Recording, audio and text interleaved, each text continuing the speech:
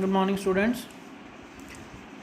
This is the lecture for class 10th, the chapter 1st of Geography, Resources and Development. This is the last video of this chapter. So we come to our next topic, soil as a resource. Last time we talked about the land resources. We complete that topic in the last video. Now our next topic is the soil as a resource. Now we talk about the soil. Soil is the most and important renewable natural resource which is present on the earth. It is a renewable resource. Renewable resource we can use again and again. हम soil का दोबारा से दोबारा use कर सकते हैं. अगर इसकी फर्टिलिटी कम हो गई है तो हम उसे बढ़ा भी सकते हैं. कुछ ऐसे मेथड्स होते हैं कि इसकी फर्टिलिटी को बढ़ाया भी जा सकता है. अगर इसकी फर्टिलिटी कम होती है तो हम इसे most important natural renewable resource है. ये अपने आप को रिन्यू करती रहती है सॉइल जो है, और most important natural renewable resource है जिसके बिना लाइफ जो है अर्थ पे पॉसिबल नहीं है. लैंड, वाटर और सॉइल सबसे most important renewable natural resources में से एक हैं. सॉइल पे ही हम सब कुछ उगाते हैं और खाते हैं, इसलिए इसे most renewable resource natural resources में रखा गया है. इंडिया में कुछ टाइप्स हैं सॉइल रिसोर्सेज के. टाइप्स ऑफ सॉइल रिसोर्सेज हैं. फर्स्ट है alluvial soil, second one is the black soil, third one is the red and yellow soil, fourth one is the laterite soil, fifth one is the arid soil and sixth one is the forest soil. तो 6 तरह की soil जो है वो identify की गई है India में. अगर हम अमेरिका की बात करें तो वहाँ पे 10,000 टाइप की सोइल को आइडेंटिफाई किया गया है, लेकिन इंडिया में अभी जो सोइल का क्लासिफिकेशन है वो 6 टाइप्स का ही है. कि पूरे इंडिया में नॉर्थ में, साउथ में, ईस्ट में, वेस्ट में 6 टाइप्स ऑफ सॉइल का ही क्लासिफिकेशन जो है अभी तक किया हुआ है. तो उसके बारे में हम बात करेंगे. सबसे पहले हम बात करेंगे एल्यूवियल सॉइल के बारे में. ये एल्यूवियल सॉइल एक तो मोस्टली वाइडली स्प्रेड है. पूरे नॉर्दर्न प्लेन्स की बात करें, Delhi, Punjab, Haryana, western Uttar Pradesh, some parts of Rajasthan, some parts of Gujarat में जो पूरा नॉर्दर्न प्लेन्स है इसी सॉइल से जो है कवर है. इस सॉइल के भी कई टाइप्स हैं. ये मोस्टली वाइडली स्प्रेड जो है सॉइल है. इसके एरियाज़ मैंने आपको बता ही दिए हैं. ये old alluvial will have the कंकर. 2 तरह की सॉइल होती है. एक तो न्यू एल्यूवियल सॉइल है, एक ओल्ड एल्यूवियल सॉइल है. जिन एरियाज़ में ओल्ड एल्यूवियल सॉइल मिलते हैं उसमें कंकर और नोड्यूल्स मिलते हैं, मतलब बड़े बड़े कंकर्स होते हैं, बड़े बड़े पत्थर मिलते हैं, तो it is called the bangar soil. तो उसे बांगड़ सॉइल के नाम से भी जाना जाता है. ओल्ड एल्यूवियल सॉइल का मतलब है कि वो बहुत पुरानी हो चुकी है, पुरानी जलोढ़ मिट्टी जो है वो बन चुकी है. पुरानी ओल्ड एल्यूवियल सॉइल उसे हम बोलते हैं. That is has the old it's कंकर होते हैं, नोड्यूल्स होते हैं, इसलिए उसे बांगड़ सॉइल के नाम से भी जाना जाता है. New alluvial soil has the fine particle. जो न्यू एल्यूवियल सॉइल जो है फॉर्म्ड हुई है, वो जो सॉइल जो फॉर्म्ड हुई है वो भी नई फॉर्म्ड हुई है, उसमें अच्छे फाइन पार्टिकल्स हैं. It is called the khadar soil. जो फर्टिलिटी ज़्यादा रहेगी वो न्यू एल्यूवियल सॉइल में रहेगी as compare to the old alluvial soil. इसका ये माना जाता है कि इस सॉइल की जो कॉम्बिनेशंस हैं और इस सॉइल का जो बनना है वो 3 रिवर सिस्टम से बने हैं इंडिया के. Indus, Ganga and Brahmaputra. 3 river system ने मिलके जो है इस सॉइल का फॉर्मेशन जो है किया है.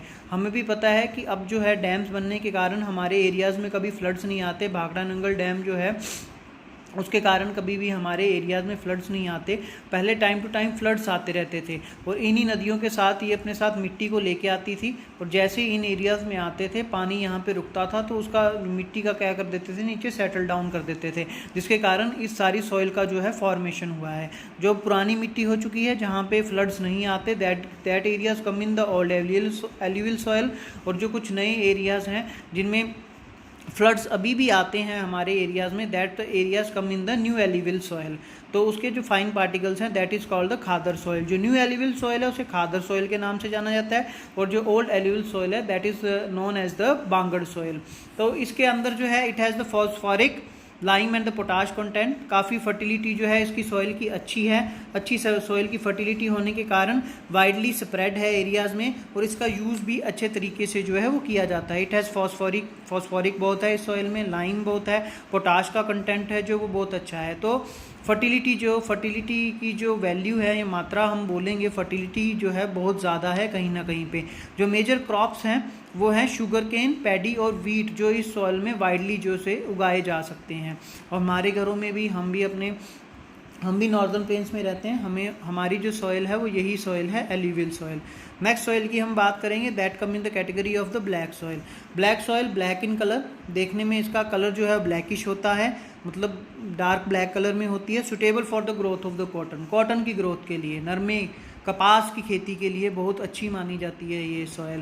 That is the most best suitable soil for the growth of the cotton, found in the areas of the Madhya Pradesh के एरियाज़ में एंड द महाराष्ट्र के एरियाज़ में वाइडली मिलते हैं। इसलिए यही सबसे बड़ा रीज़न है, जो सबसे ज़्यादा कॉटन मिल्स कंसनट्रेटेड है वो महाराष्ट्र की हुगली रिवर के पास ही लगी हुई हैं, क्योंकि वहीं पे सबसे ज़्यादा जो है कॉटन जो है, रा कॉटन जो है वो प्रोड्यूस होती है, और जो फैक्ट्रीज़ हैं उन्हें रॉ मटेरियल बहुत सस्ते दामों पे मिलता है। तो वहाँ पे सबसे ज़्यादा कॉटन मिल्स जो हैं कंसंट्रेटेड है महाराष्ट्र में, यही सबसे बड़ा कारण है।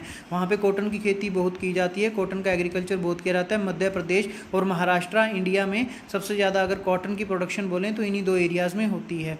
Next is the red and the yellow soil, develop on the crystalline igneous rocks, need less rainfall, found in Odisha and the Chhattisgarh. Red and yellow soil की बात करें तो एग्रीकल्चर में बिल्कुल ना के बराबर है, मिनरल्स ज़्यादा फाउंड होते हैं इसके, क्रिस्टलाइन रेडिश कलर में होते हैं, जो आयरन का कंटेंट है वो बहुत ज़्यादा होता है इस सॉइल में। तो कहीं ना कहीं रेडिश होने के कारण इस सॉइल में आयरन का कंटेंट जो होता है, मिनरल्स फाउंड होते हैं।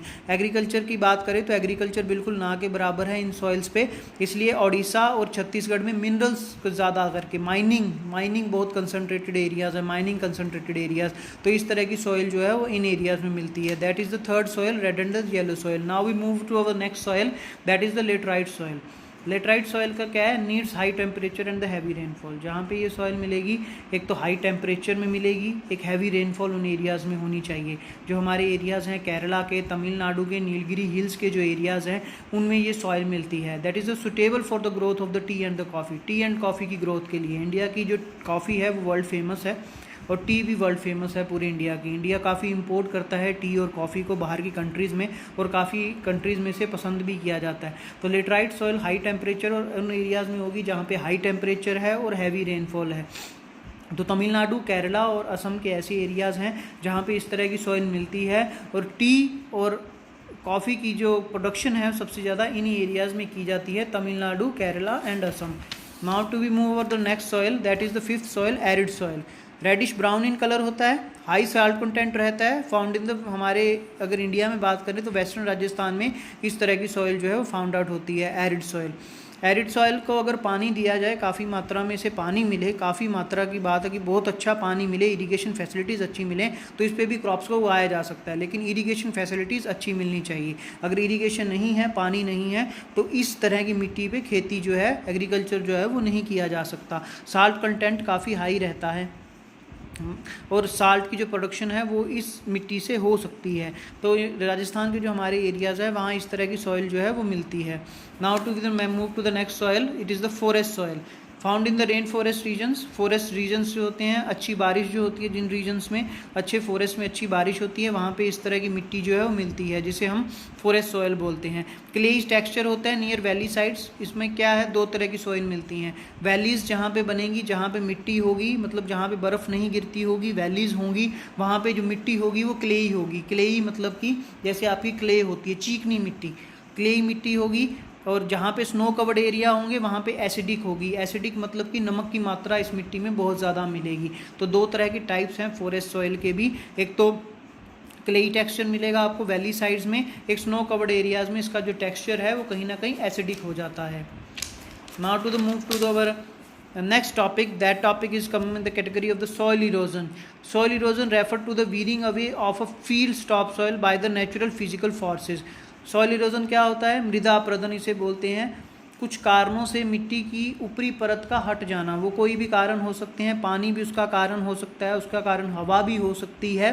तो इन्हीं सभी कारणों के कारण जो है मिट्टी, जब ऊपरी परत जो है मिट्टी की, जो मोस्ट टॉप लेयर सॉइल है मिट्टी का, क्या होता है, मिट्टी की जो सबसे ऊपर वाली जो 2 mm तक होती है हमारी मिट्टी का, मतलब ऊपर से लेके नीचे 2 mm का जो एरिया होता है, मिट्टी की ऊपर सी जो लेयर होती है उसके नीचे 2 mm का जो एरिया होता है, वो सबसे फर्टिलिटी को बताता है, सॉइल की फर्टिलिटी कितनी है। अगर वो उड़ जाए, वो उसका अगर veering away from the landscape हो जाए तो सॉइल इरोजन जैसी जो है वो हमें मुश्किलों का सामना जो करना पड़ता है। हमारे एरियाज़ भी इस तरह के, ये इसके सबसे बड़े मेन कारण है एफोरेस्टेशन, पेड़ पौधों का कम होना। कहीं भी अगर पेड़ पौधे नहीं होंगे, पेड़ पौधे क्या करते हैं, पेड़ पौधे की जो जड़ें होती हैं, जो रूट्स होती हैं, वो इनके कणों को ऊपर से पकड़ के रखती हैं, रूट्स। अगर पेड़ पौधे हम काट रहे हैं, पेड़ पौधे हैं नहीं हमारे एरियाज़ में, जब मिट्टी खाली होती है, कुछ एरियाज़ खाली हो जाते हैं, तो जब हवा आती है या पानी के बहाव से वो मिट्टी को उड़ा के अपने साथ में ले जाती है, जिसके कारण से सॉइल की फर्टिलिटी जो है वो कम हो जाती है। हम उसे सॉइल इरोजन का नाम भी देते हैं। सॉइल इरोजन दो तरह का होता है, इंडिया में आइडेंटिफाई दो तरह का सॉइल इरोजन किया गया, शीट इरोजन और गली erosion.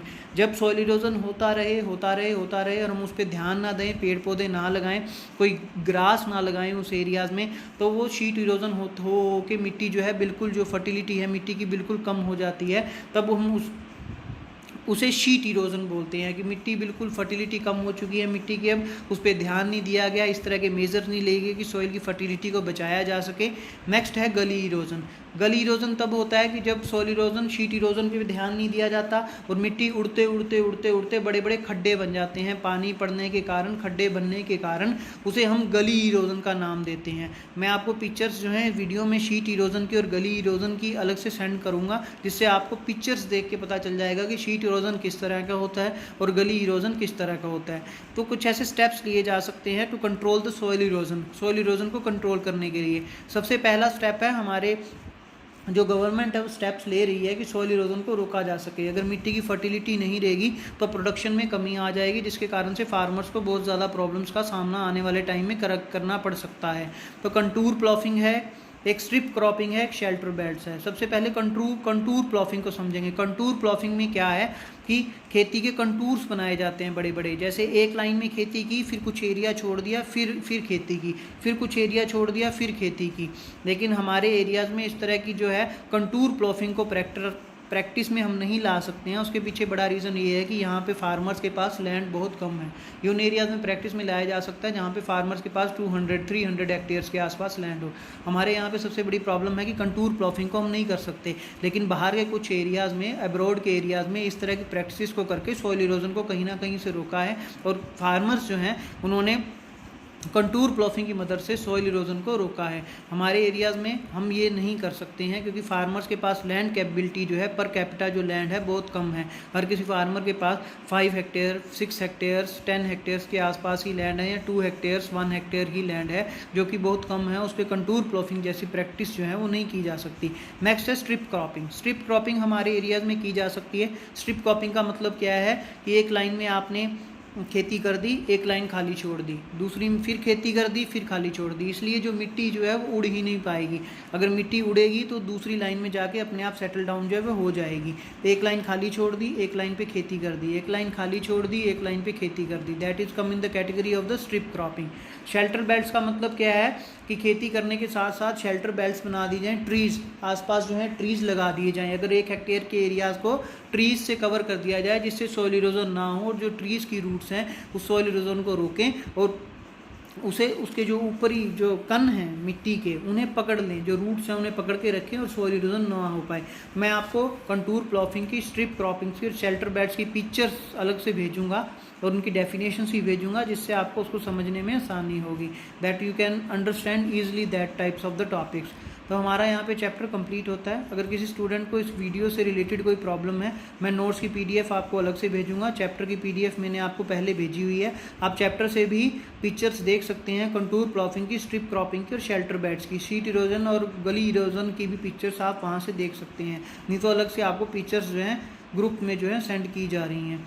Thank you, have a nice day. यहाँ पे आपका चैप्टर कंप्लीट है। In the next video will talk about the question answers and in some of the days will start over the next chapter of the geography, that is the 4th chapter और agriculture. 2nd और 3rd chapter आपके syllabus में नहीं है, forest and the wildlife resources, और 3rd chapter water resources, ये आपके syllabus में नहीं है। Next chapter we move to the agriculture, it is the 4th chapter of the geography. Thank you, have a nice day.